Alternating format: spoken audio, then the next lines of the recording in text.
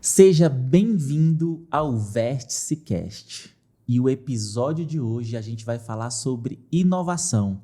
Mas não aquela inovação que você normalmente conhece mais, que é de tecnologia de informática, internet, computação. Mas inovação que muda história, e a gente tem uma história hoje bem legal para compartilhar com vocês.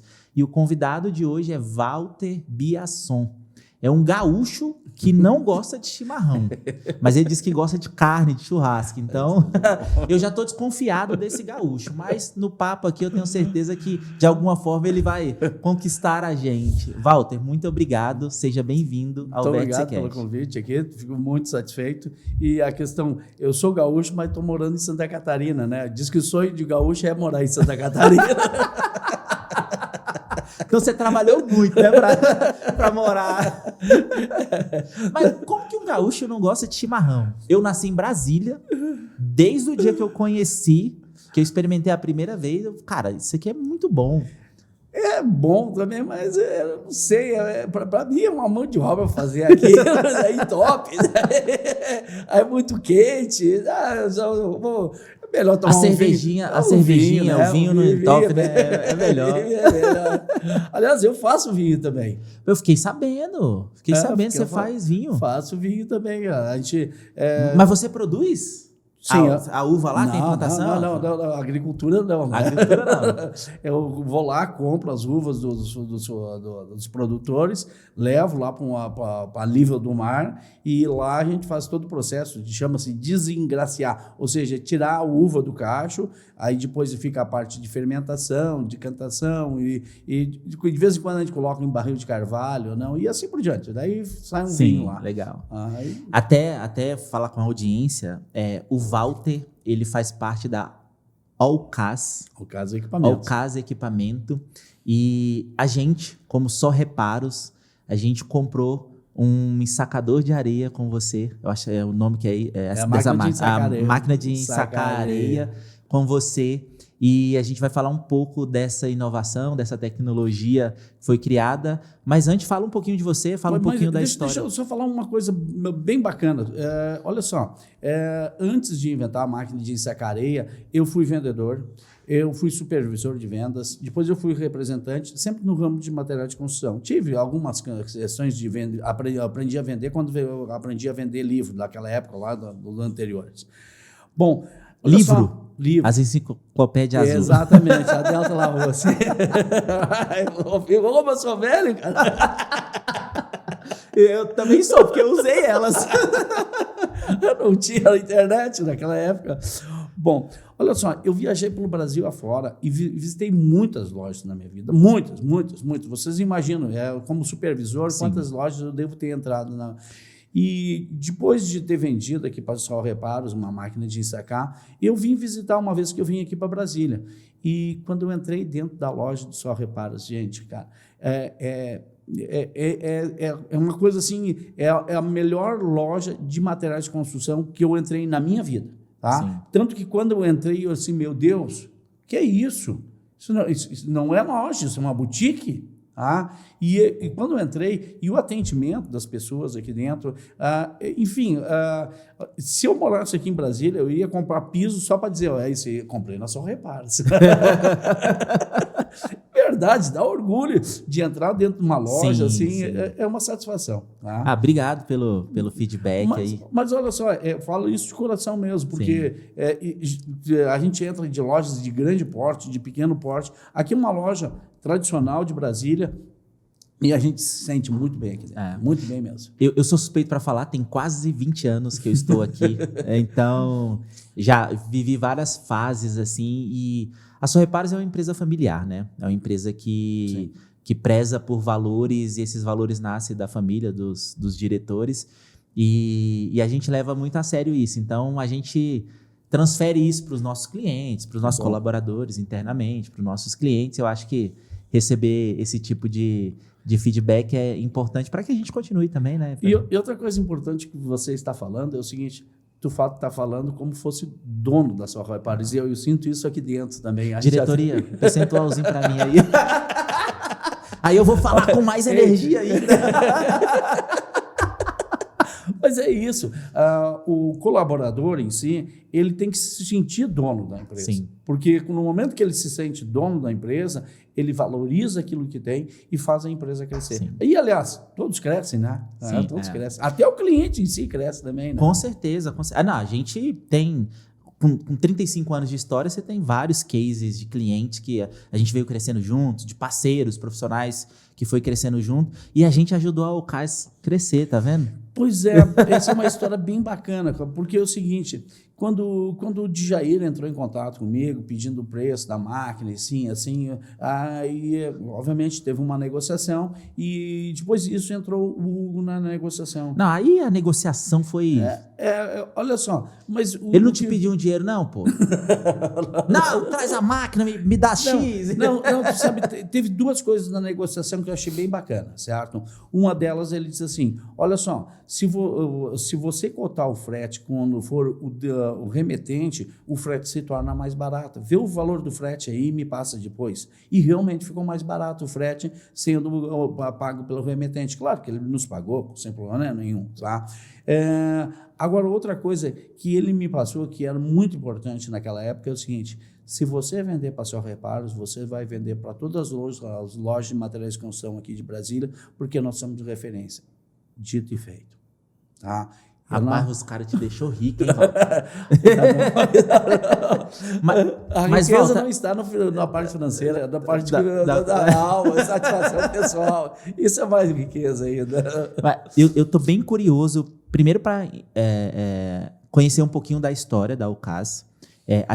Quando a gente fala de inovação, e eu comecei falando isso, a gente pensa em tecnologia, internet, computação, essas coisas.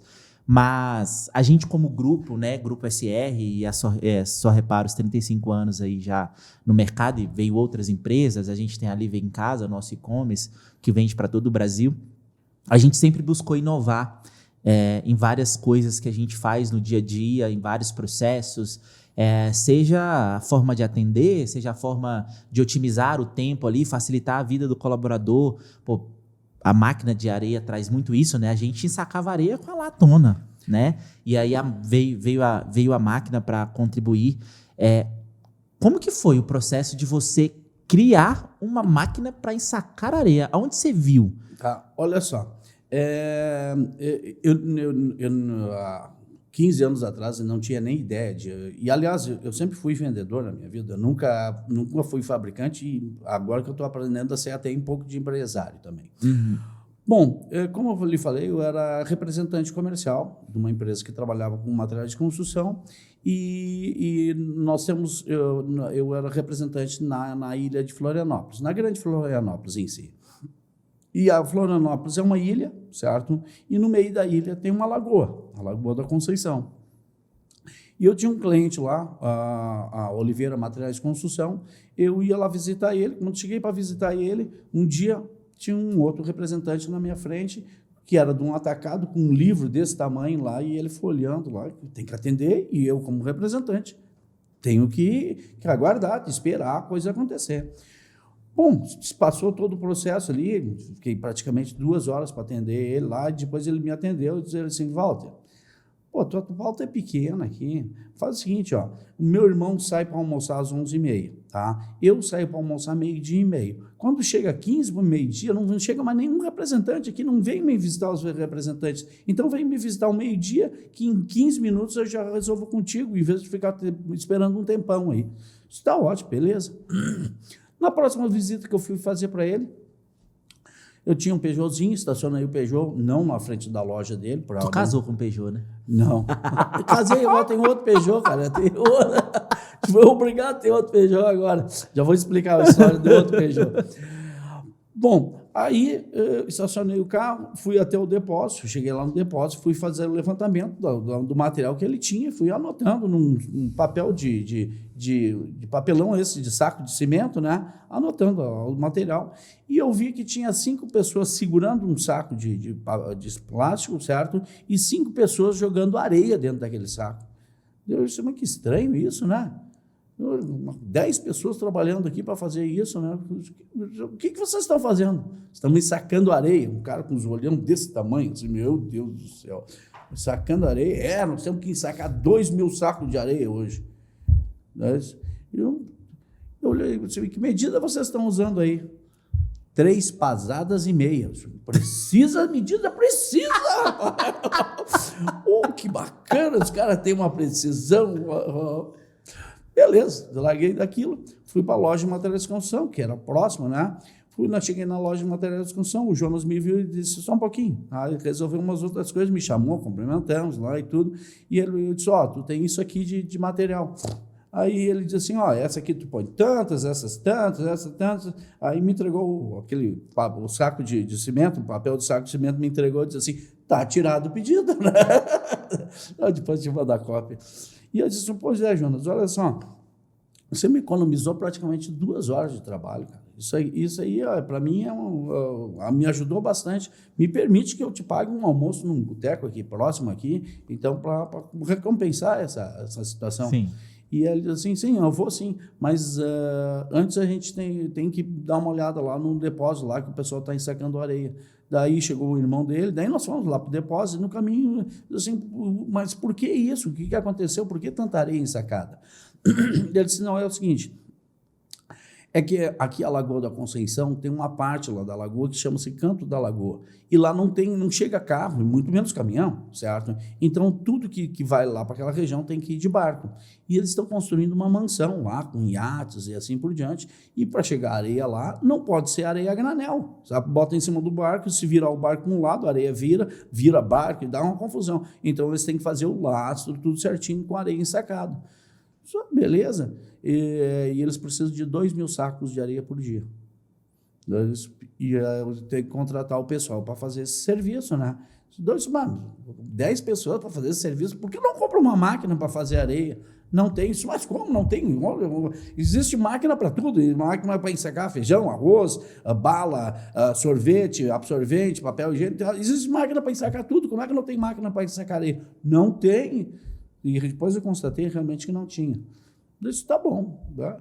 E aí saímos dali, fomos almoçar, conversamos sobre outras coisas e tudo mais. No final da história, eu estava na frente da loja dele, e disse, olha, vou me despedir de ti, que meu carro está aqui do lado, aqui.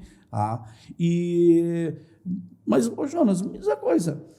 Quanto tu pagaria por uma máquina de ensacar areias? Uma máquina de ensacar areia que tu puxa numa alavanca aqui, cai areia, tu puxa outra alavanca aqui, fecha a embalagem, uns 15, 20 mil reais. Naquela época, isso há... 15 anos. 15 anos atrás. Tá bom. Aí peguei o meu Peugeotzinho, certo? Calorão. Fui lá, estacionei numa sombra, abri os vidros, né? E liguei para o meu irmão, que é engenheiro mecânico. Mas engenheiro mecânico do nanquim, né? Nada do SolidWorks. E liguei para ele, disse, Vonley, nós temos uma oportunidade de fabricar uma máquina para ensacar areia. A resposta dele foi, vou pensar. Tá bom. E esse vou pensar dele, eu comecei a ver nas outras lojas de materiais de construção, que eles também vendiam areia ensacada. E eu comecei a fazer pesquisa de quanto custa, quanto vende, quantos sacos, e assim, e vi que tinha um potencial muito grande. E se passou uma semana, meu irmão ligou e disse assim, Vladimir, ele me chama de Vladimir, meu nome é Walter Vladimir. Aí, Vladimir, nós vamos fazer uma máquina para nós ensacar areia, porque isso dá muito dinheiro. Eu disse, por que tu compra areia por tanto? Olha só, indiferente dessa margem de lucro, nós temos que fazer a primeira máquina, certo? Vamos fazer a primeira máquina? Vamos. Ele estava em Porto Alegre e eu em Florianópolis. Muito que bem, ele pegou o avião, veio me visitar e ele começou dizendo, não, vamos fazer uma máquina com uma correia transportadora para ir buscar o material. Eu disse, não precisa disso.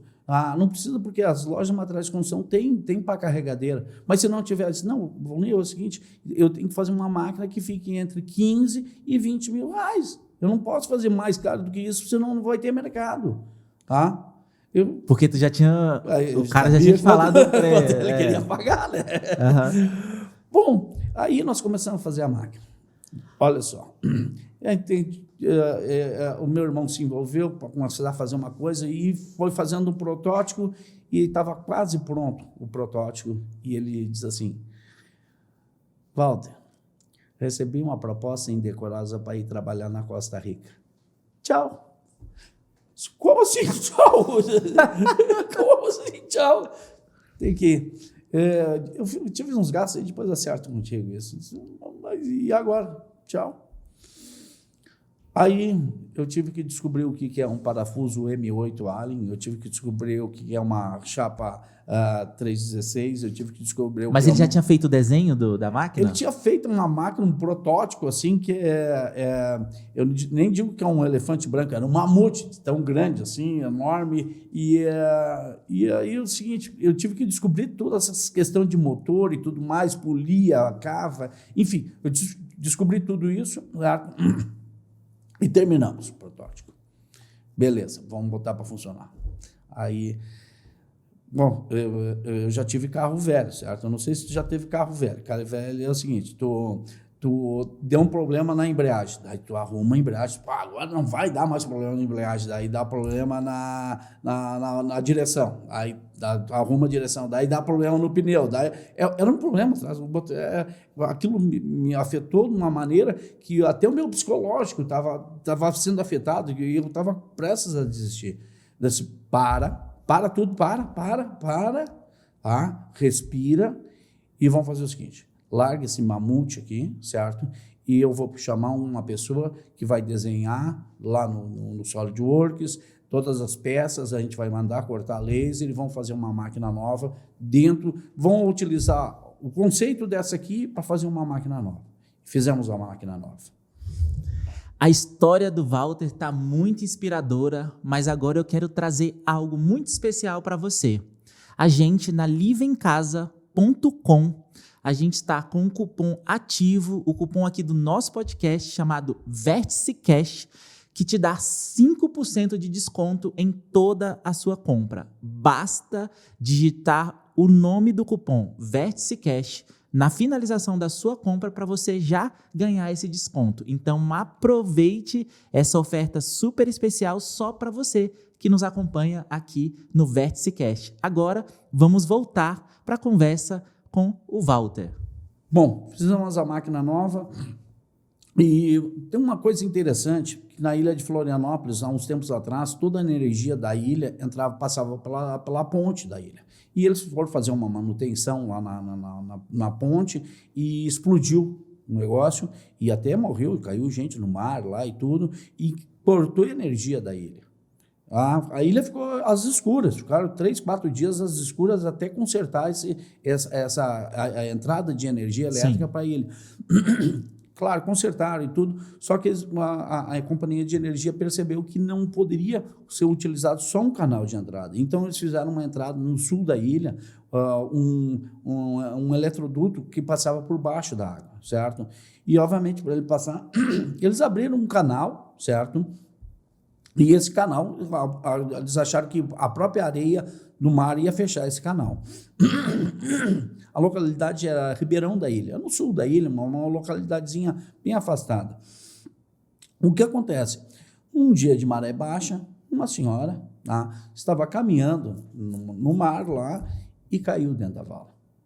Por sorte, alguém foi lá, socorreu ela e salvou a mulher, só que ela era a mãe de um grande advogado lá da cidade e entrou com uma ação judicial e exigindo que fosse tapado aquele buraco. E a companhia de lá teve que abrir uma licitação para comprar 20 mil sacos de areia.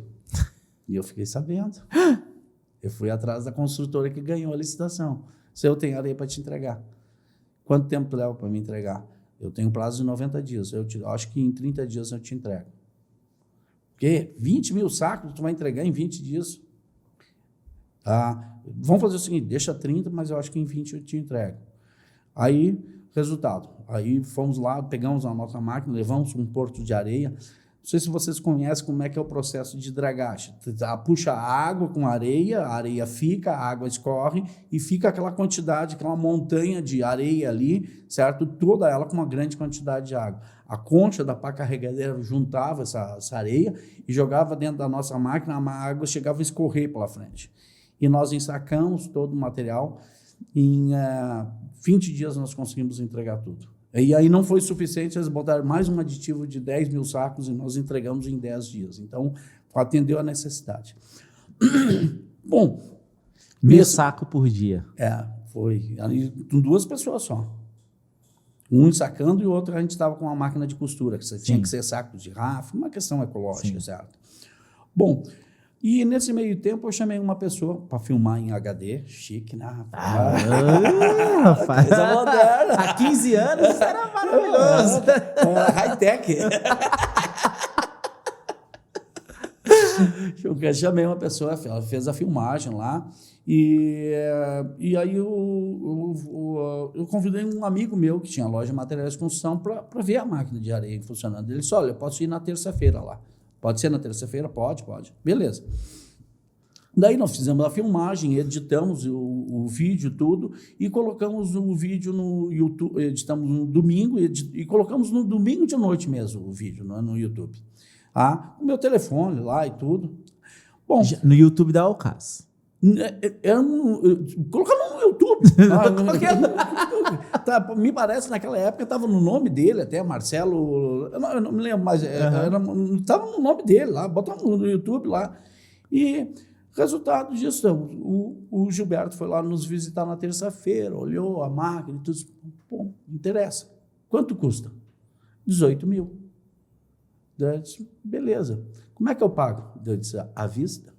Porque eu não tenho talão de cheque, não tenho empresa, não tenho dinheiro. A menos que tu queira ficar com essa aqui. Eu disse, não, essa aí está usada, essa eu não quero. Tinha sacado 30 mil sacos, né? Não, está usado.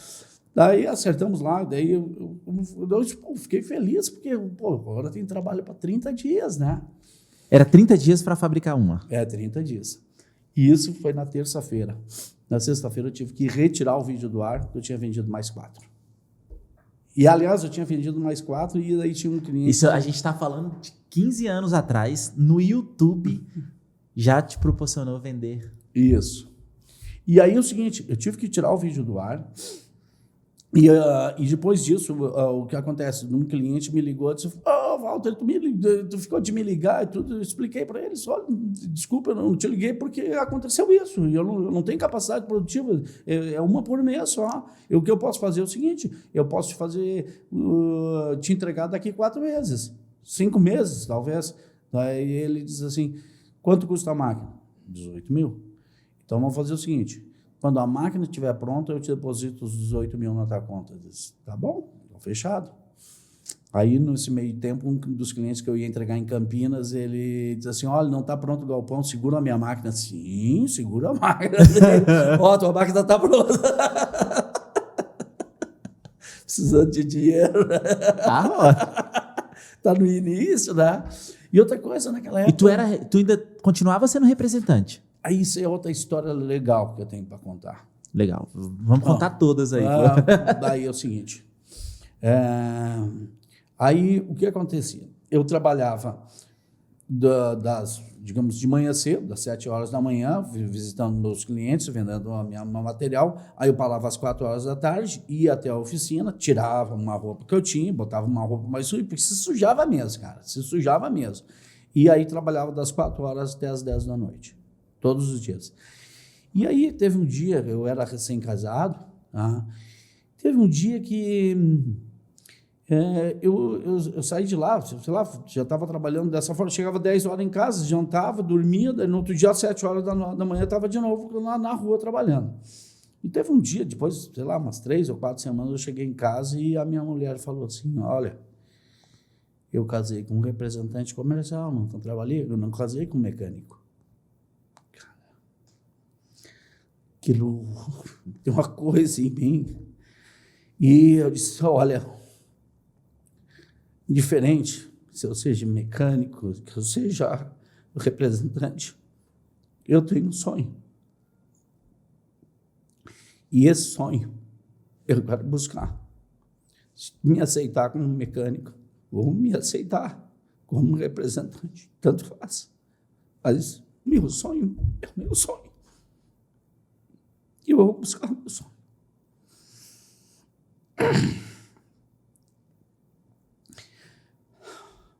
Resultado, essa mulher está comigo até hoje. E a nossa vida continua até hoje.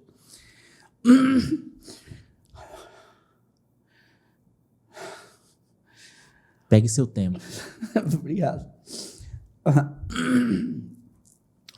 Tu sabe que existem imprevistos na vida de quem começar alguma coisa. Porque quando eu tinha esse sonho de realizar, fazer a máquina, teve muita gente que isso não dá certo, vida de empresário não dá certo.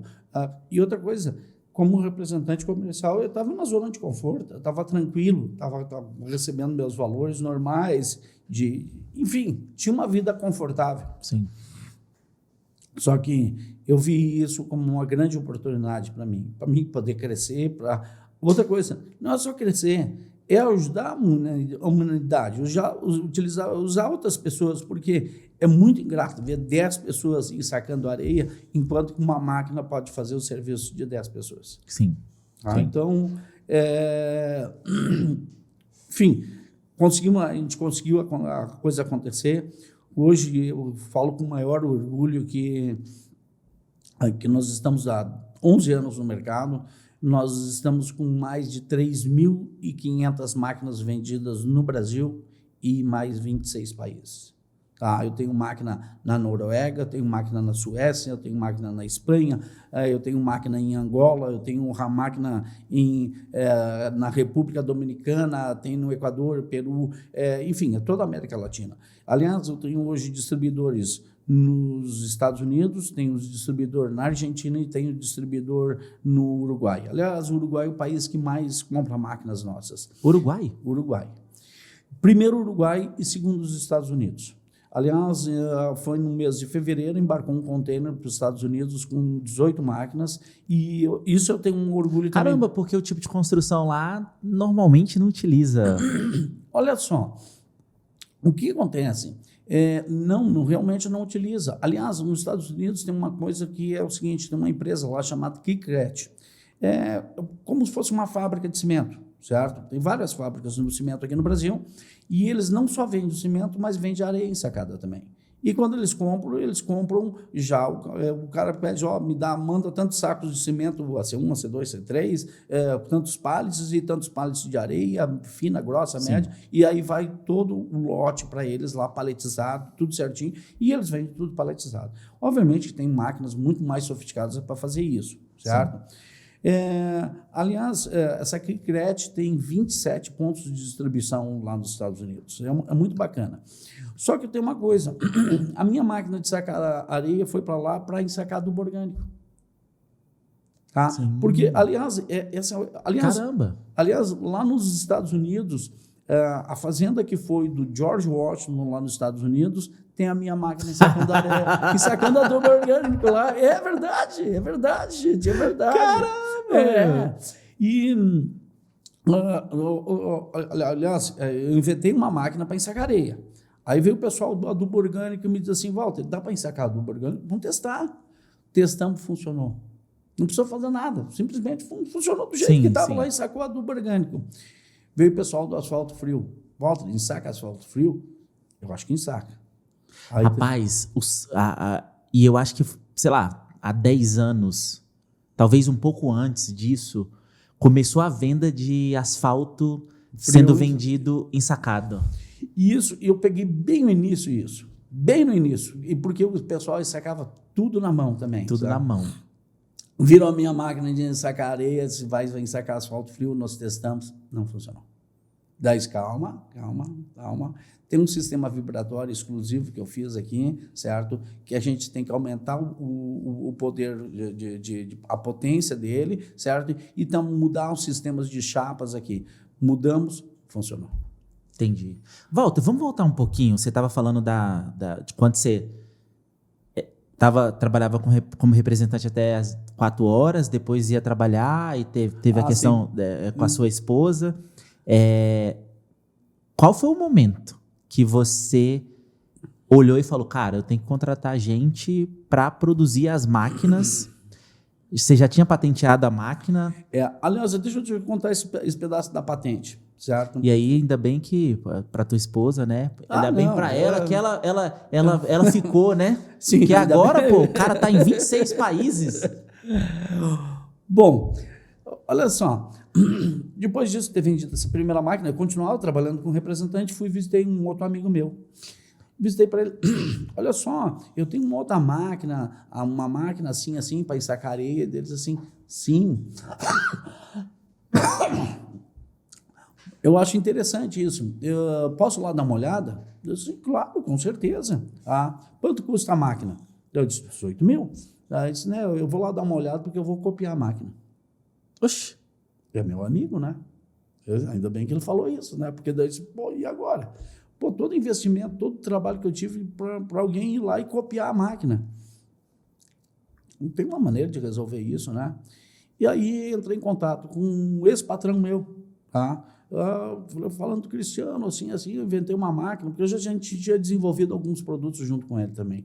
E aí o cara quer copiar a minha máquina, assim, disse, Walter, patentei a tua máquina. Tá, beleza, vou patentear. Entrei em contato com uma empresa que faz patentes. Aí o valor era muito alto. Eu disse, meu Deus do céu, e agora? Liguei de novo. Ô, Cristiano, custa em torno aí de uns 35, 40 mil reais para patentear essa máquina aí, vai ficar muito caro para mim. Disse, olha, entra lá no site do INPI, pega o manual deles lá, lê esse manual lá e faz a patente. Sim. Beleza. Entre Natal e Ano Novo é um período muito... que não tem muito movimento, tá? E a minha mulher tinha que trabalhar nesse período. E aí eu me tranquei dentro de casa, certo? E peguei o meu computador e comecei a... Eu não tenho curso de datilografia, cara. Eu não tenho.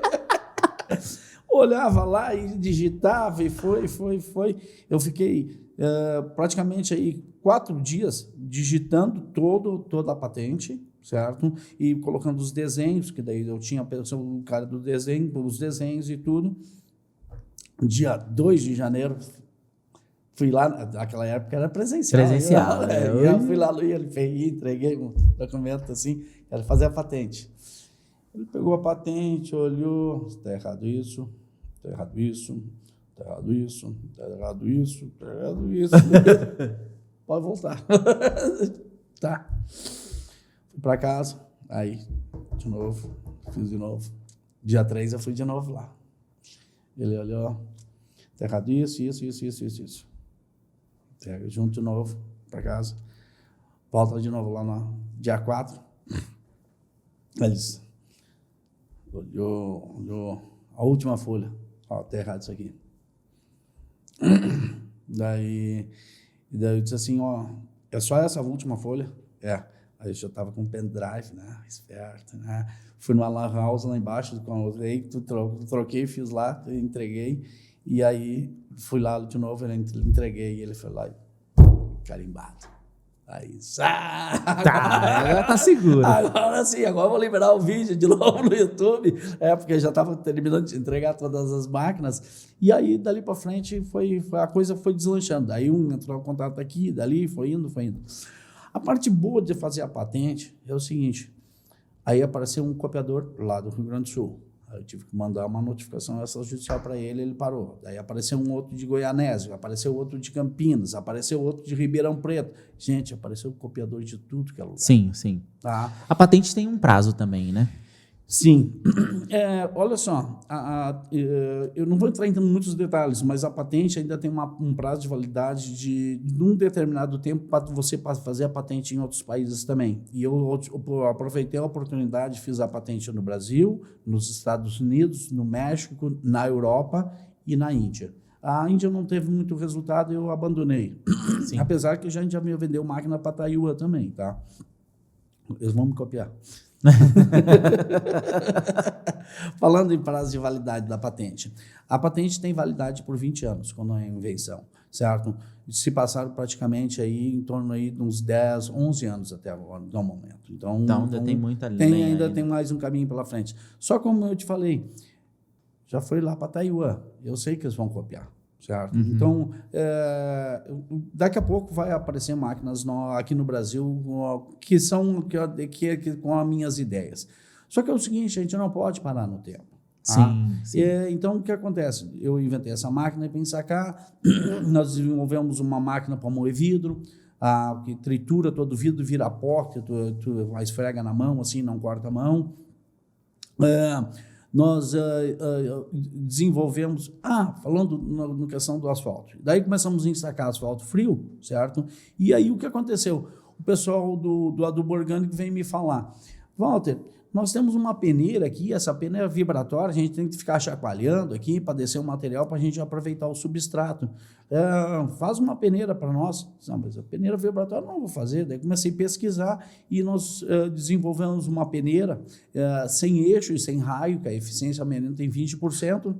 Walter, uma pergunta. Tu é engenheiro? Não. Não sou formado em nada. Nada. Sou formado em nada. A necessidade, te lembra daquela história lá que eu tive que aprender o que é um parafuso M8, Allen, motor de alto e baixo? Eu tive que aprender. Eu tive que aprender a fazer uma patente. Eu tive que aprender, a gente tem que fazer isso. Sim. Quando a gente tem um sonho, a gente tem que correr atrás do sonho.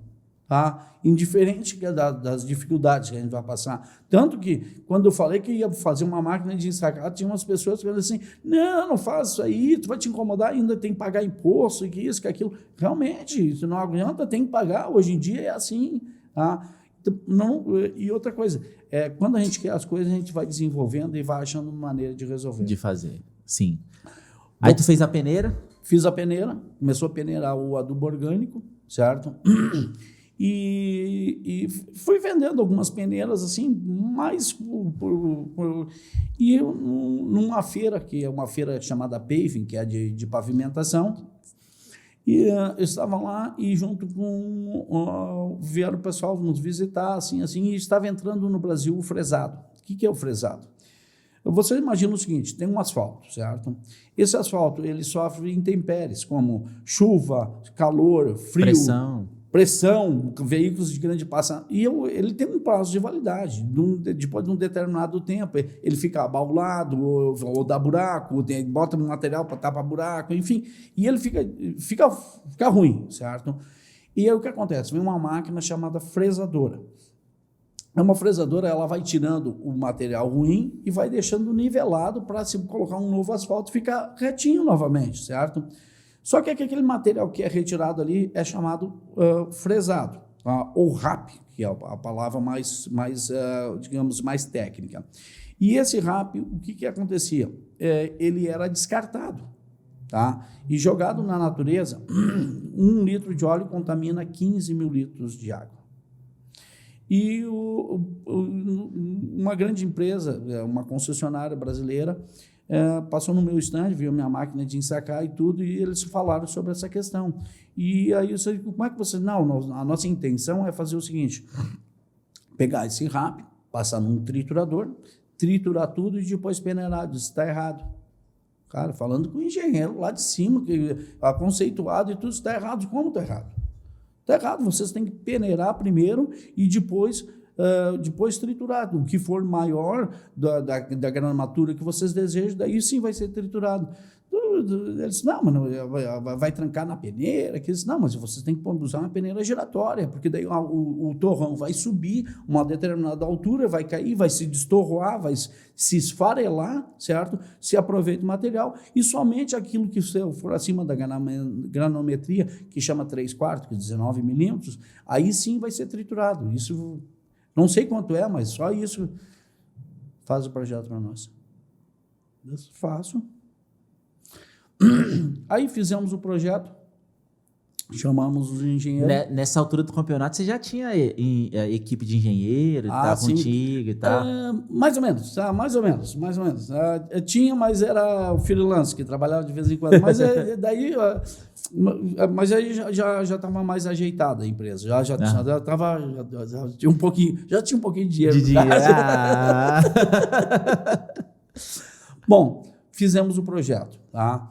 Fizemos o projeto e chamamos eles. Aí fomos lá, teve alguns percalços e eles viram o projeto lá, e só que a peneira tinha 1 metro de diâmetro, 2 metros de comprimento, a estrutura era pequena e produzia pequeno, mas funcionou. Eles disseram, gostamos. Só que é o seguinte, nós queremos mais robusta, tá? E mais produtiva. Nós temos que produzir 40 toneladas por hora. Tá bom. Passamos o projeto para eles, eles aprovaram o projeto, nos pagaram o valor equivalente, botamos para funcionar. Você imagina uma usina de asfalto produzindo 160 toneladas por hora? É muita. E a nossa peneirinha lá produzindo 40 toneladas para abastecer com 20% a usina. E aí nós botamos para funcionar no primeiro dia. Não funcionou. Não funcionou por um detalhe pequeno lá, certo? Daí, calma. Nós vamos trocar essa correia transportadora por outra correia transportadora, com os roletes mais próximos, enfim, assim. Beleza. Fizemos a nova correia transportadora, na semana seguinte fomos lá e colocamos e funcionou. E aí é o seguinte, nós conseguimos aproveitar esse RAP, esse fresado, tá? Sembramos nas granometrias de 3/8, que é 9,5, e o 3/4, 19 milímetros. E a parte bacana da história é o seguinte, quando nós fizemos a peneira, e eu estava junto com o pessoal lá, e eles têm uma coisa que toda usina, quando vai começar o processo de usinagem do material, tu tem que dosar a quantidade de CAP, que é o betume, certo? A quantidade dos agregados, que os tipos específicos, para chegar à mistura correta, se tem uma perda inicial, certo? Sim. Diferente de quanto vai usinar, se perde em torno de 2 ou 3 toneladas iniciais e se perde ainda mais 2 ou 3 toneladas no final, porque tem que limpar todo o processo, porque o sistema tem que ficar limpo, então se perde mais uma parte no final. Total, são 4 toneladas de material que se perde toda vez que se liga uma usina. E eu olhei aquele material e ele diz assim, eu disse assim, peneira esse material aqui também. Mas esse material vai ser descartado. Não, peneira ele, vamos ver o que vai acontecer. Nós peneiramos e funcionou. E eles puderam utilizar dentro da usina deles. Caramba! Então a gente descobriu mais uma coisa que tinha, ou seja, um aproveitamento maior ainda do material. Sim. E aí, resultado disso, essa concessionária passou para outra concessionária e foi a coisa também... Mas isso não está no seu portfólio, esses produtos? Estão? Estão? Eu não sei se está na nossa página lá no site. Porque você criou sob encomenda mesmo, né? Não, mas é o seguinte, aí tem uma outra coisa.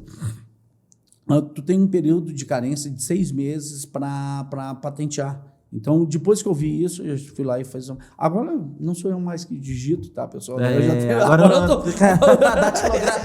Agora eu posso ir lá e pagar para uma empresa. Eu tenho uma empresa que nos dá assessoria, não só na parte das patentes, mas na marca da empresa, da Alcas também. Sim. Aliás, a empresa nasceu com outro nome, nasceu com o nome de Sacareia. Aí a gente fez uma parceria comercial com outra empresa que não deu certo, e aí eu tive que criar um outro nome que eles... Sacareia. Eles fizeram o registro da Sacareia, e aí o resultado disso... E depois eu retive novamente esse nome. E daí eu entrei com o nome de Insaca. Isso é outra coisa importante. Quando vai fazer uma empresa nova, para quem vai fazer uma empresa nova, quem for buscar seus sonhos também, eu aconselho o seguinte, faça com um nome curto, tá? Nós temos várias empresas de grande porte a nível nacional, mundial, tá? Waze, Face, tudo nome curto. certo? E que não seja pronunciado normalmente, tá? E eu fiquei pensando comigo mesmo, como eu vou fazer um novo nome? Porque lá em Saca, aí tinha saído em Saca Mix, em Sacados, em Saca Forte, em Saca isso, tudo era em Saca. Ah, porque todo mundo viu, né? Todo mundo... Tu me deixou curioso agora de onde nasceu o Alcaz. Tu acredita? Rapaz, tu é bom.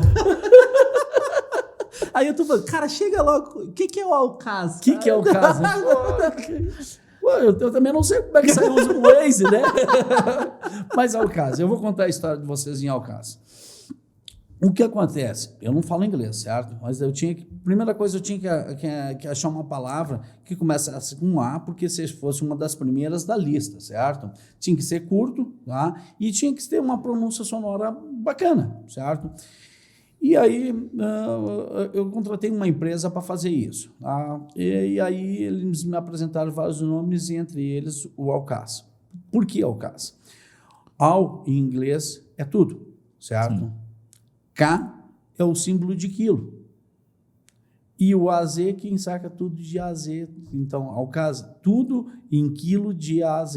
Então, seria mais ou menos isso. Né? Caramba, legal. E aí ficou Alcaz. Então, é o nome que a gente tem hoje em dia aí. Claro legal. Que eu depois criei outros nomes aí, como Moi Vidro. Mas aí isso é nome de máquina, de produto, sim, né? nome de produto. Tá? Mas o nome da empresa é Alcaz.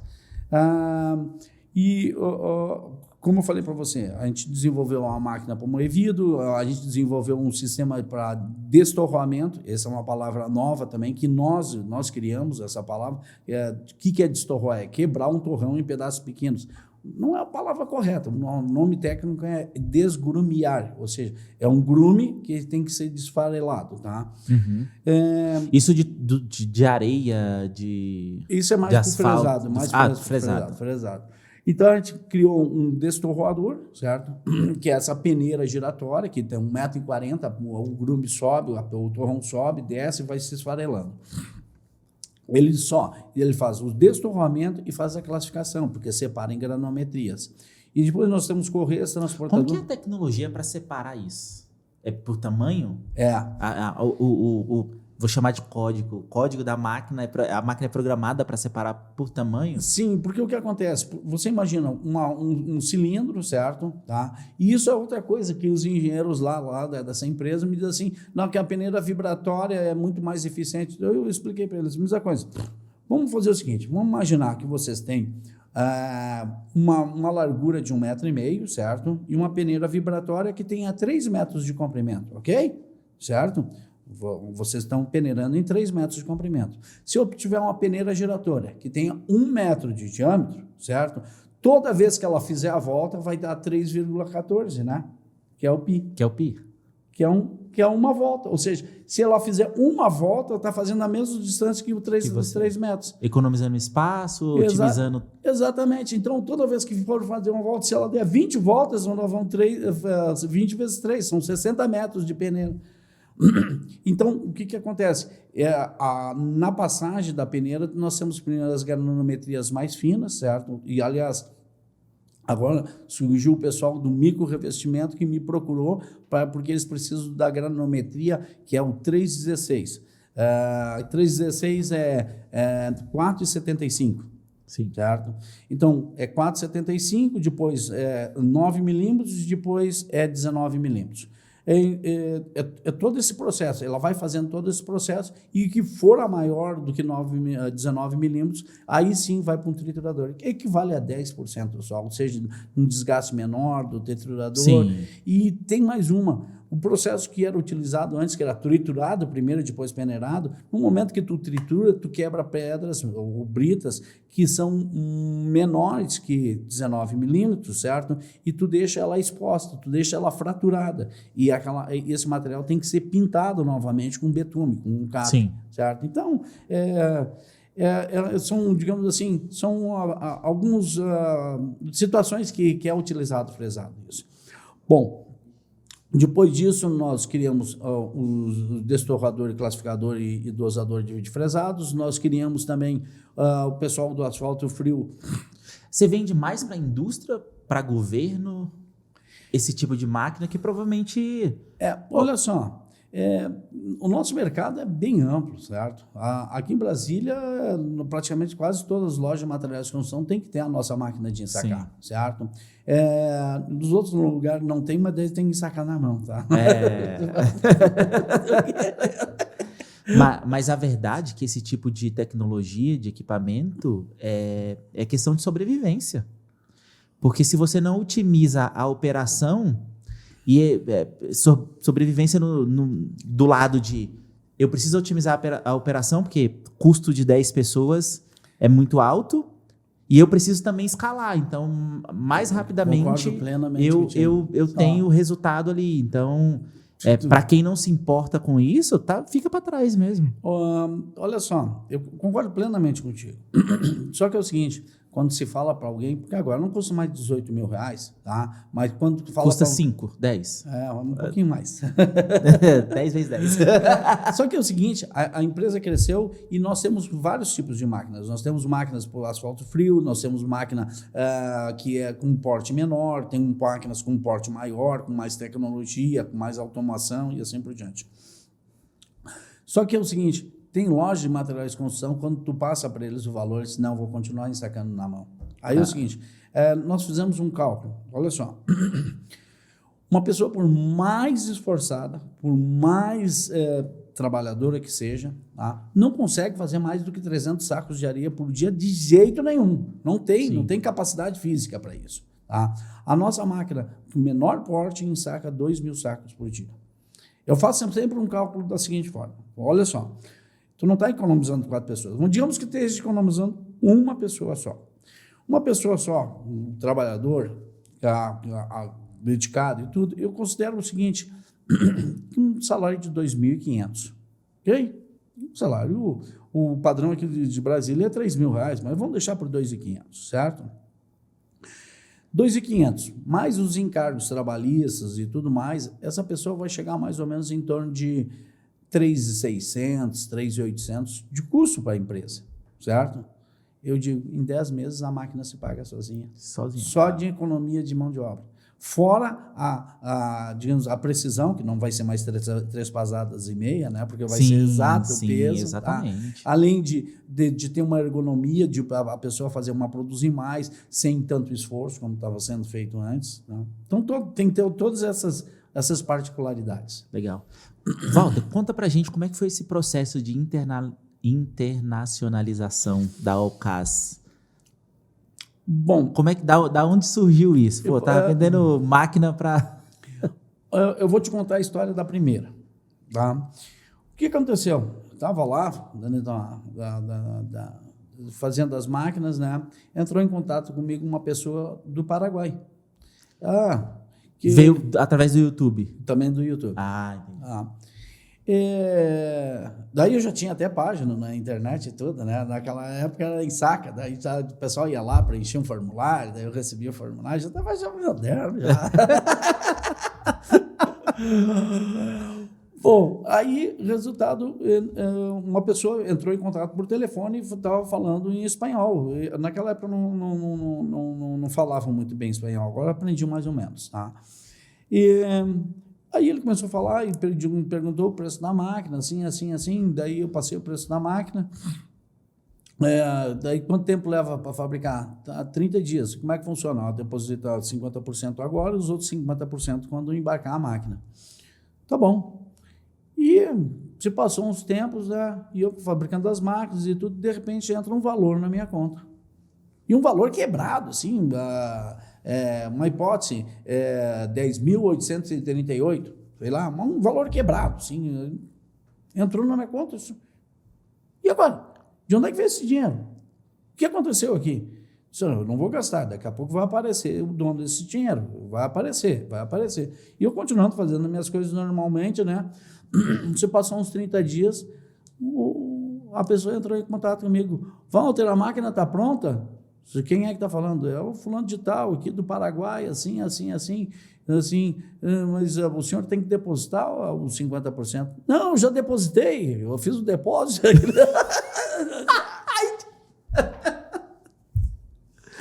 Há 30 dias atrás eu fiz. Aí agora, o que eu vou fazer? Eu disse, não, olha só, né, não está pronto, mas semana que vem vai estar pronto. Daí já tinha uma linha de produção e tudo, na semana que vem vai ficar pronto. Mas no nome de quem vai sair? Daí eu disse, não, vou te passar os dados aqui por e-mail, tá? Passou por os dados do e-mail. E aí o seguinte, chegou o material para mim. E agora? E agora, como é que eu vou fazer a exportação? Eu vendi a máquina, eu tenho que entregar a máquina, eu tenho que fazer a exportação. E a gente sempre tem que correr atrás. Aí o que acontece? Entra em contato com uma empresa que trabalha com exportação, eles disseram, olha, vocês têm que ter um documento que a máquina é nacional, enfim, tu tem que fazer uma fatura pro forma, tem que fazer um invoice, tem que fazer isso, eu não sei fazer isso. Não, faz assim. Estão me ensinando, beleza. Empreendedor raiz mesmo, né, Walter? Eu tive que aprender, né? E aí, é o seguinte, daí entrei em contato com eles, sua máquina está pronta, deposita a outra parte. Daí ele depositou em dólar, já daí tivemos que abrir uma conta especificamente para receber em dólar, recebi em dólar. Aquela primeira parte foi em reais, né? E a segunda parte foi em dólar. Bom, aí... naquela época eu fazia tudo, eu até ajudava a montar as máquinas mesmo, né? Montava as máquinas, eu tirava a nota, eu vendia, eu entregava quando era preciso, enfim, eu tinha que fazer tudo, né? Bom, aí a empresa estava começando a ajeitar, já tinha um vendedor, já tinha o pessoal da produção, já tinha uma pessoa que estava cuidando do administrativo para mim, no total eram 6 pessoas que nós tínhamos na empresa. Aí eu disse, olha, está na hora de nós começar a participar de feiras. Entrei em contato com o pessoal da Construsul, lá do Rio Grande do Sul, que a feira saía... Você que levantou essa bola. Isso. Aí eles vão participar lá da feira, lá da Construsul. Aí me passou os valores. Palha, salgado, gente. Eu pensei comigo mesmo, olha, eu tenho que vender 4 máquinas nessa feira para pagar essa feira. Senão... E a coisa inexperiente, chegávamos lá, não tinha piso, só tinha banner, era uma coisa bem arcaica mesmo, assim, bem fuleira, desculpa a expressão, mas era muito fuleira. Como diz lá o pessoal lá do Rio Grande do Sul, um chinelão mesmo, né? Mas fomos lá para a feira, chegamos lá na feira, e aí o que aconteceu? O pessoal veio daqui, dali, foi, daí vendi uma máquina, 2 máquinas para Londrina, uma para Novo Hamburgo, outra para Porto Alegre, daí foi mais um cara de Novo Hamburgo que comprou, total nós tínhamos vendido 12 máquinas na feira. Na feira. Caraca. Eu que tinha que vender 4, né? Vendi 12. Disse, vendi 12 máquinas. E a parte boa da história é o seguinte, dessas 12 máquinas, um cara era do Uruguai, foi lá para o Uruguai, falou com o que era um representante, falou com uns amigos deles, eles se interessaram, e ele comprou mais uma máquina para testar, certo? Mandei a máquina, funcionou, e depois ele comprou mais 6 máquinas ainda para revender lá no Uruguai. Pô, a feira foi boa demais para você. Melhor ainda foi depois. Eu trabalhei para uma empresa que a matriz deles era em Chapecó, era no oeste de Santa Catarina. Sim. E tinha um cliente lá numa cidadezinha próxima de Chapecó que queria um sistema para ensacamento de cavaco de madeira para fazer a defumação do bacon, da calabresa e assim por diante. Tá? E aí eu fui lá visitar ele, eu tinha que fazer outras coisas, eu tenho uns parentes no oeste de Santa Catarina, eu fui lá visitar ele, fui sair num domingo, certo? Visitei ele na segunda-feira, só que quando eu terminei, eu fui cedo, 7 horas da manhã eu visitei ele, 10 horas da manhã estava tudo resolvido. E aí eu disse, não, vou visitar meu ex-patrão aqui de Chapecó. Fui lá, falei com ele, tudo, seu Érico, tudo bem com você, que isso, que aquilo. Expliquei para ele o que tinha acontecido, né? Que a coisa estava crescendo, que eu já tinha vendido máquina para o Uruguai, que já tinha vendido máquina para o Paraguai, enfim, as coisas estavam começando a acontecer. E ele disse, tu vende para os Estados Unidos? Não vendo para os Estados Unidos. Então, eu vou te dar um contato aqui do Mike, ele fala português, eu não falo inglês, e ele vai te dar uma atenção especial. Beleza. Aí entrei em contato com ele, ele achou interessante a máquina e tudo, e disse, eu vou te visitar no Brasil. Então, eu disse, olha, aproveita que eu vou participar de uma outra feira que chama-se FEICOM, a maior feira de materiais de construção da América Latina. Caro, naquela época, era muito caro. Eu disse, mas vou, né? Só que lá não era mais 4 máquinas que eu tinha que vender, eu tinha que vender 8 máquinas na feira, né? Vendi 12, ainda teve mais aqui, fez a conta, vamos lá. Bom, Resultado, eu disse, quem sabe tu faz o seguinte, pega um avião, vem até em São Paulo, daí depois a gente vai voltar para Santa Catarina, então você vem junto conosco para Santa Catarina, e daí a gente vai conversando e tudo mais, e assim por diante. Montamos nosso estante lá, assim, meio chubrega, né? E a Feigon é grande. É grande pra caramba. É grande. O nosso estante, da entrada da Feicom até o nosso estante, dava 1.800 metros, com quase 2 quilômetros. A feira começava às 10 horas da manhã. Nós montamos o nosso estante, às 10h15 eu estava tirando o primeiro pedido. Do Rio de Janeiro. Teve uma pessoa que desembarcou em São Paulo, saiu de lá, foi na Feicom, entrou na Feicom, foi direto no nosso estante, viu a máquina funcionando. Brasileira assim, tem que ver, tocar, né? Tem que ver. Porque não tinha propaganda, não tinha nada naquela época. O cara gastou 15 minutos caminhando 2 quilômetros. Tá bom, foi passou. E um senhor de idade até. Daí tirou o primeiro pedido e disse, começamos bem a feira. E realmente começamos bem a feira. E aí o Mike chegou na feira e foi vendo aqui, foi vendo ali. Nós vendemos 17 máquinas na feira. Que top. Aí o Mike olhou aqui no cima, eu não acredito, né? Ele mesmo, eu acabei de Estados Unidos, eu não acredito, vocês aqui com esse estantezinho fuleiro e tudo, venderam 17 máquinas, sim. E aí o que aconteceu é o seguinte, o nome era Ensaca. Daí ele nos disse assim, Walter, faz o seguinte, coloca ensaca.com, porque era ensaca.com.br, bota ensaca.com, que daí tu vai ser uma marca internacional, tá? Que a gente vai ter lá nos Estados Unidos, dizendo assim, que na feira eu não vou resolver isso, quando eu chegar lá eu vou fazer isso. Quando eu cheguei lá, eu disse, faz o registro da ensaca.com. Não dá mais. Os chineses compraram o domínio. Aí foi o início de mudar de nome também. Eu fiquei pensando comigo que está na hora de mudar o nome também. Bom, o resultado disso, o Mike foi para os Estados Unidos, nós mandamos a primeira máquina para lá, funcionou, vendeu, aí vendeu a segunda, vendeu a terceira, daí já mandou uma carga fechada, aí eu não sei, ele está pegando 2 containers por ano de máquina fechada. Que legal. E agora, essa semana está saindo mais uma carga com 12 máquinas que está indo para o Uruguai novamente. Lá no Uruguai o volume é grande. E nós temos um distribuidor na Argentina também, ele está meio devagar, ele está focado mais em outra coisa. É uma loja de materiais de construção que se chama assim, Empório de Gesseiro. Eles vendem muito gesso, tem representante e tudo. Eu não sei o que está acontecendo. Mas a Argentina está restabelecendo agora, então? Isso. A desculpa anterior era a política. Agora que tá ficando bem, eu não sei qual é. Tem que assentar primeiro. Walter, a gente falou muito de empresa. Cara, tua história é inspiradora, parabéns. Deixa eu te contar uma história também sobre a questão de site e assim por diante, certo? O que acontece? Nós temos um Instagram, certo? Tem o nosso canal do YouTube lá da UCAS, que nós temos, eu não sei quantos seguidores tem lá na UCAS, no Instagram. O que acontece? No Instagram nós estávamos com 1.400 seguidores. Se eu vou lançar a máquina para moer vidro, certo? Beleza. Fui lá e fiz um videozinho moendo vidros e bota aqui dentro em formato. Eu acho que esse vídeo eu assisti. Foi o que eu assisti. A máquina verde e tal. Esse vídeo tem. A última vez que eu vi, estava com 6.800.000 visualizações. Caramba.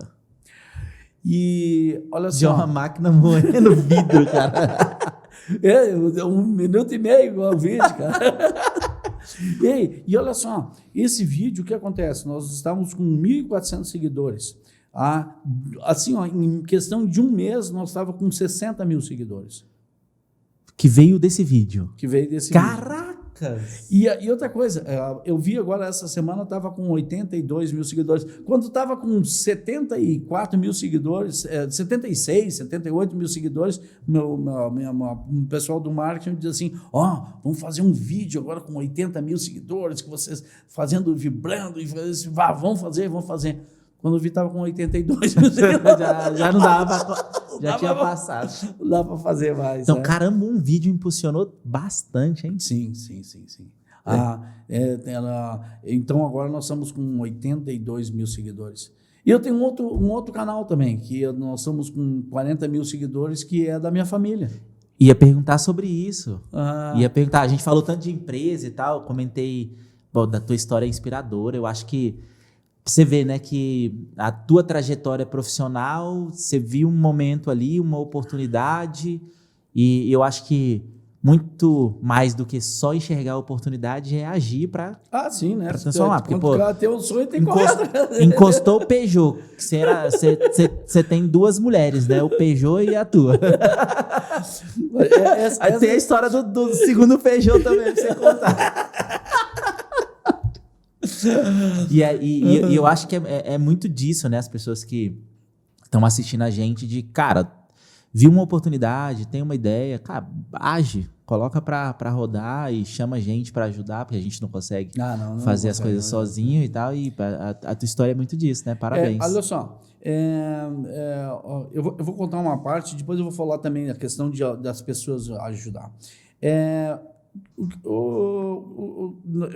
Eu tenho um filho do primeiro casamento, que ele está na Holanda, aliás, eu até vou visitar ele agora em breve, certo?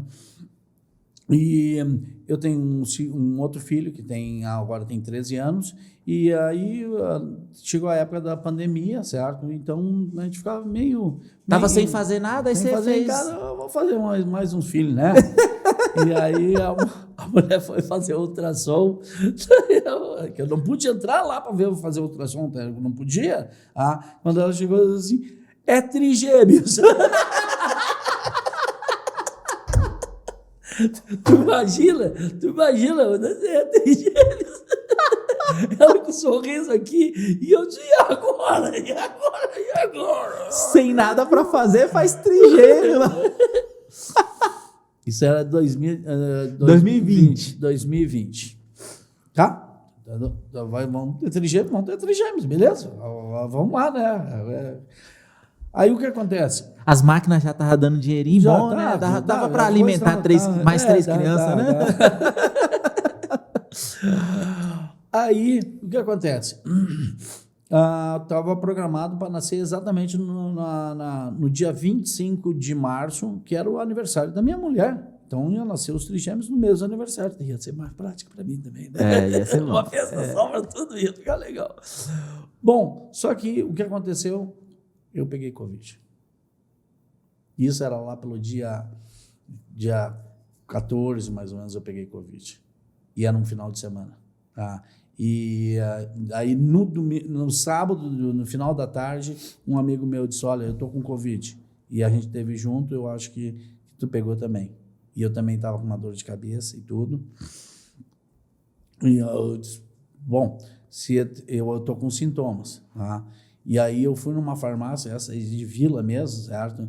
E disse assim, ó, me dá o coquetel aí do Bolsonaro que eu vou tomar. E tomei. Cara, olha assim, o sintoma foi no domingo, certo? Eu tomei domingo às 10 horas da manhã, domingo de tarde, estava numa boa, estava tranquilo. Só que a minha mulher pegou também. Tinha pegado. E ela não podia tomar porque estava grávida. Não podia. Aí entrou em contato com o médico, a médica disse, só um pouquinho. Isso na segunda-feira. Só um pouquinho. Daí a médica disse, tu tomou café hoje de manhã? Eu disse, não tô. Então é o seguinte, vocês vão para o hospital. Vocês dois.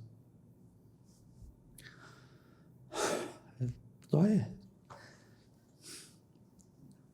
E essa outra história forte. Aí fomos para o hospital, né, ficamos num quarto, tá? E nesse quarto entrava todo a gente parafernália toda lá, ia lá, fazia o procedimento, saía, tinha que jogar tudo fora aquilo, certo? Sim. E nós trancamos lá dentro do apartamento, marcaram para 4, 5 horas da tarde o parto.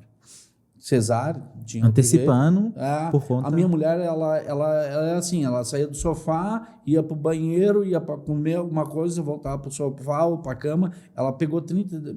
Porque ela não podia se movimentar, e ela estava um barrigão grande mesmo, cara. E aí, resultado disso, nós fomos para o hospital, e aí nós fomos para o parto. Eu tive que usar toda aquela parafernália lá, com o número de máscara, sei lá, umas coisas assim. Eu só ficava... Aliás, tinha até um visor na frente, nem os olhos. E eu não pude ver o parto. Quer dizer, eu vi o parto de longe, saindo as crianças lá, certo? E saindo as crianças de lá e a minha mulher ali, certo? Terminou o parto, me pegaram, me levaram para o quarto, as crianças foram para o UTI. E você imagina... Em março de 2021, todas as UTIs lotadas, não tinha lugar. Aí improvisaram um quarto específico para ela, ela teve pré-eclâmpsia, certo? E aí, era 9 horas da noite, ó, vamos lá ver a sua mulher. Tá, vamos. Aí fui lá ver. Eu falava, Sabrina, ela nem aí para mim. Nem aí, as enfermeiras que tocavam nela, ela estava fora. E depois eu vou te contar a história sobre isso, tá? Aí eu me voltei para o quarto. 10 horas da noite. Minha mulher, ela está bem. Eu posso ver ela? Não, o senhor não pode sair do quarto. Depois vieram lá no quarto, era meia-noite, 7 horas da manhã veio levar o café. E minha mulher, ela está bem, não? Mas eu quero ver ela, não pode. O senhor não pode sair daqui. Meio-dia, eu quero ver o senhor não pode sair daqui, é proibido o senhor sair daqui. E eu queria ver ela, né? 5 horas da tarde, me disseram ela. Estava na maca, colocaram na cama. E daí, claro que a gente se abraçou e tudo. E ela contou, eu achei que eu estava morta. Mas por quê? Porque é o seguinte, eu não estava ali.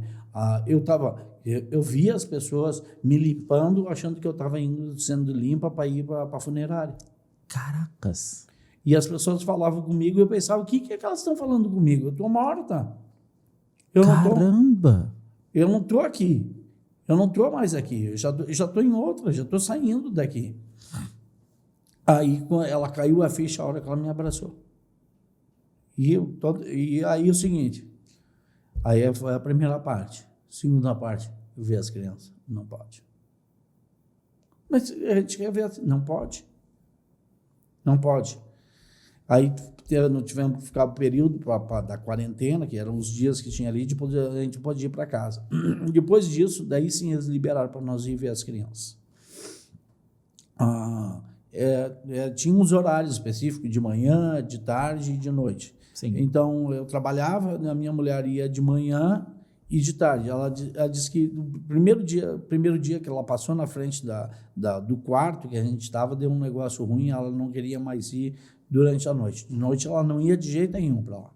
Então, eu que tinha que ir lá ver as crianças. E aí ficaram 18 dias na UTI. E aí porque essa é uma parte legal da história.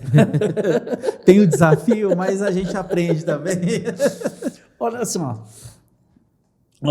eu já sabia todo o procedimento de chegar na UTI, chegava lá, lavava as mãos, botava o avental, amarrava atrás, e aqui, assim, né? Um belo dia eu chego lá, uma médica nova, sim. Não, o senhor aguarde só um pouquinho. Ela meio arrogante comigo, mas tá bom, mas eu já sabia o procedimento, continuei lavando a mão lá, fui lá, botei o jaleco. O senhor é pai de quem? Aí estavam meus 3 filhos dentro de um lugar, eu disse assim, só essa ala aqui, os meus filhos. Só essa ala aqui. Tinha umas 10 crianças, eu tenho um terço era minha.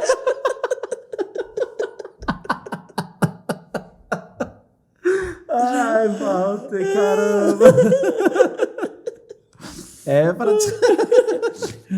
Bom, aí se passou todo o tempo, nós fomos buscar as crianças. Foi para casa. Vamos para casa. Daí a gente fez o primeiro vídeo lá e tudo, aí colocamos lá no YouTube. Lá. Não, mas aí vocês fizeram o vídeo por quê? Olha só. Tava só você, sua esposa e os 3. Não tinha mais ninguém. Não, tinha mais meu outro filho, né? O Vicente, que tinha... De 13. Que tá de 13, naquela época ele estava com 9 anos. 9 anos. Aí nós fomos lá para buscar as crianças e disse, mas nós temos que registrar isso aí, nós temos que mostrar para a família como é que é, porque a minha família está lá no sul, a família da Sabrina também, tudo enclausurado naquela época, né? Todo mundo fechado dentro de casa. Nós temos que fazer um vídeo para mostrar para eles como é que é essa situação. Aí fomos lá no hospital, buscamos as crianças, já tinha as cadeirinhas, aí eu carregava 2, né, e filmando, aí parava, daí a Sabrina trazia mais outras 2 e botamos dentro do... Já não era mais Peugeot, daí já tinha... Aí tu teve que tomar Tu teve que comprar uma Kombi. Aí é outra história. Aí fizemos a filmagem lá, depois fizemos a filmagem, que é a primeira consulta no pediatra. Essa primeira consulta do pediatra nós colocamos no ar, ela tinha dado, assim, de imediato, assim, tinha dado umas 600 mil visualizações. Uma consulta de trigêmeos no pediatra.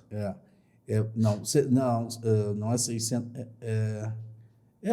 600 mil visualizações, deu 1 milhão de visualizações, assim, a última vez que a gente viu. Tá? Ou seja, um vídeo que vocês gravaram das crianças para mandar para a família ver e tal, acompanhar. Caracas! E um vídeo longo, cara, porque é o seguinte, tá? Tu pega as crianças, bota dentro do carro, aí bota dentro do carro, tu vai lá no consultório, bota na... E tu tava gravando como? Teu menino gravava? Eu gravava mesmo, no peito da raça. Até hoje é assim. O cara que dá tilografia ali assim... Aí fizemos uma consulta lá e tudo, daí depois nós começamos a brincar, né? Porque são 3 filhos. Quando nós íamos na UTI, nós tinha o Vitório, que ele estava sempre dormindo, né? Daí eu botei o apelido dele de Soneca. O Valentim era o que ficava na incubadora do meio, e ele tinha refluxo, ele sempre estava com uma cara de brabo, que aí a gente botou o apelido dele de Zangado, né? E o Vitor, ele nasceu com 1,5 kg, cara. O bichinho era feio, cara. Mas feio, mas muito feio, coitado. A minha mulher achava que ele não ia se criar. Caramba! A gente tem que levar na esportiva, levar na brincadeira, né? Aí eu botei o apelido dele de Dunga, né? Minha mulher ficava puta, cara. Caraca, eu vou assistir esses vídeos aí. E não é que o Vitor hoje é o mais bonito. O Vitor, ele é menorzinho de todos os outros, né? É menor de todos, nós chamamos ele agora de pequeno. A alimentação no cordão umbilical para ele chegava por último. Mas é o seguinte, ela tinha uma exposição aqui, ele ficava espremido entre os dois, coitadinho. É por isso, pô. Bom, aí... Ele agora ele é loiro de olhos azuis, é bem bonitinho o gurizinho, e é o mais esperto de todos, ele se vira, ele é o último a dormir, o primeiro a acordar, é o mais ativo, tá, de todos. Gosto de todos eles também, certo, né? Mas ele se diferencia dos demais. Uhum. E o Vitório continua com o Soneca. Sonequinha.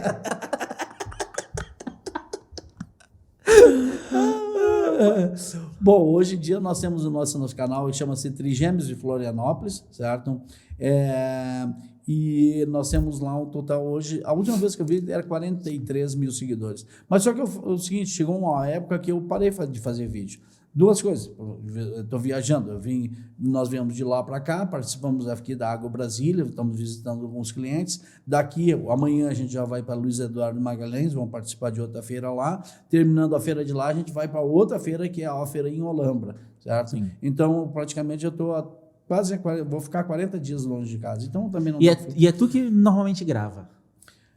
Geralmente a minha mulher grava, mas ela não... É o seguinte, ela não interage, né? Não brinca com o público, não olha para a câmera. Rapaz, que bom, cara. Cara, engraçado como ainda mais na época da pandemia, né? Como que a gente era... Como é que a gente é carente dessa espontaneidade de ver as coisas como elas realmente são? Porque, cara, imagine para quem vai ter trigêmeos que, a experiência de pai a primeira vez, às vezes, e não sabe como é que é os desafios, não sabe como são as coisas e tal. Então, acho que é legal isso. Entendeu? E outra coisa, são vários desafios quando é trigêmeo. Vai vários. Primeiro desafio, fui no cartório fazer o registro, tá? Aliás, quando eu fui fazer o registro, ela dizia, que bacana a criança nascendo. Dunga Zangão. Não. Ela diz, que bacana a criança nascendo, porque a gente está fazendo muito atestado de óbito aqui. Isso na época da pandemia. Então, ela, a moça ela disse assim, e daí eu apresentei a documentação dos 3 para fazer a certidão de nascimento dela. O cartório não estava preparado para fazer para 3. Para gêmeos estava preparado. É questão de sistema. O sistema não estava preparado para isso. Caramba! Não estava preparado. Um sistema para fazer também para questão desses negócios de saúde, as empresas, nós colocamos lá. Não, mas os 3 são com a mesma data de nascimento. Sim, eles nasceram no mesmo dia. Diferença de 1 minuto do outro. Né? Por isso que são trigêmeos. Eu também não estava preparado. Tem certas coisas que eu não estava preparado. E, aliás, não é só os órgãos em si que estavam preparados. Nós também não estávamos preparados. Por quê? Porque é o seguinte, você tem um carro, eu tenho um carro. Quantos lugares o carro do seu... 5. 5. Eu, minha mulher, o Vicente. Mais os trigêmeos, 6. Cabe num carro? Nada. Ainda mais uma cadeirinha robusta ali. Não cabe. Aí é o seguinte, aí eu fui ver carros que tenham mais de... Tu tem que comprar o carro conforme a tua família, né? Em primeiro lugar, tu vê o carro pro estilo, modelo e tudo. Eu vejo por capacidade já, né? Fui atrás de carro para mais de 7 lugares. Vi uns carros que o outro banco de trás lá é o porta-malas. Se dá um acidente, obviamente vai ferir uma criança. E fui ver outros carros que com mais de outros lugares, e aí todos eles valores muito altos e tudo mais. E agora, o que eu vou fazer? Vender 4 máquinas e comprar o carro, pô. Tem que vender mais. O resultado disso é o seguinte, eu tive que adaptar um carro, eu tive que comprar outro Peugeot. Chama-se Peugeot Expert. São vários modelos. Tem da Expert, tem a Junk, tem a da Fiat, enfim, todos eles. Só que isso aqui é um carro de carga, certo? É um carro de carga. E é o seguinte, tu tem o banco do motorista e um banco para 2 lugares atrás. Para trás, é tudo limpo. Tá? É a lata, é a própria lata do equipamento do carro. Aí tive que comprar o carro, mandar transformar o carro para poder caber 7 lugares. Deixa eu ver. 1, 2 e 3. São 8. Não, 2, 4, 7. Dá para levar a sogra junto até, né? Rapaz, teve que adaptar o carro. Mas hoje tem, né, a opção? Hoje tem. Não tem. Não tem? Tem, sim, tem, mas é carros grandes aí, tudo. E eu tive que adaptar, e daí tive que botar ar-condicionado, tive que fazer algumas coisas no carro. Então eu tive que comprar um carro e adaptar o carro para poder botar. E outra coisa, a parte boa é que daí ainda sobra um porta-mala. Que legal, que legal. E daí cabe 4 bicicletas no porta-mala. Rapaz, não faz mais menino, não. Aliás, é só menino que eu tenho. Eu tenho você falou os nomes, aí eu falei, filhos e todos homens. Ai, que legal, que história bacana.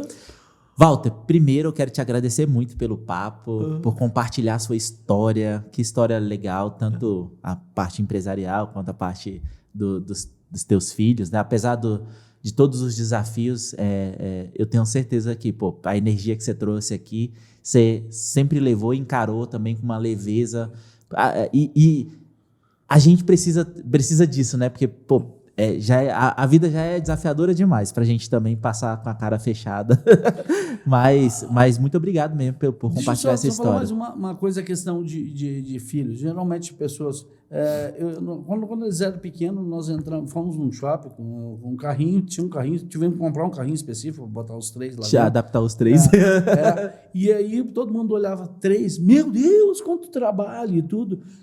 Eu fiquei pensando comigo mesmo, todo mundo olha assim e pensa trabalho, mas eu não vejo por esse lado. Eu vejo pro lado bacana da situação, porque é 3 alegrias, porque tu tem filho é para ter alegria com ele, não só pensar em trabalho. Então, para mim, é uma satisfação ter 4 crianças com o Vicente, certo? E ter a alegria de poder ajudar ele, de fazer as coisas e assim por diante. Que legal. Então, essa é a parte boa. Não se pensa em trabalho, se pensa na alegria. A satisfação é muito maior do que o trabalho que dá. Investe a posição de enxergar as coisas, né? Vamos ver o copo cheio, bem cheio, né? Não bem vazio, né? Walter, muito obrigado, viu? Obrigado pela presença aqui no Vértice. Como eu disse, sua história é muito inspiradora. Obrigado. Eu fico muito satisfeito de estar aqui e estar com vocês aí também, que estão nos assistindo aí, para ver essa parte bacana da minha vida. E outra coisa, da minha parte, quando se tem um sonho, corra atrás do seu sonho. Quando vocês têm vontade de fazer alguma coisa e queiram crescer, porque eu digo que eu faço a máquina, não foi para mim fazer a máquina. Eu estou fazendo a máquina para a humanidade. Eu estou ajudando as demais pessoas a ensacar areia, a peneirar o adubo. E outra coisa, a minha visão agora está sendo uma visão mais ecológica, ou seja, triturador de entulho, triturador de vidro, triturador de isopor, que está sendo lançado em breve. Enfim, a minha vertente agora, minha vida está sendo voltada mais para a reciclagem. Então, vamos continuar com a máquina de sacar? Sim, mas vamos estar pensando também na humanidade. Tá? Maravilha. Meus filhos e os filhos de todos merecem isso para o futuro, né? Sim, com certeza. Para você que assistiu até aqui, nosso muito obrigado. Hoje eu quero falar para você que a gente tem um cupom especial. A gente faz parte do grupo SR, Só Reparos, Live em Casa. E hoje você pode comprar na liveemcasa.com usando o cupom VérticeCast e ganhar 5% de desconto.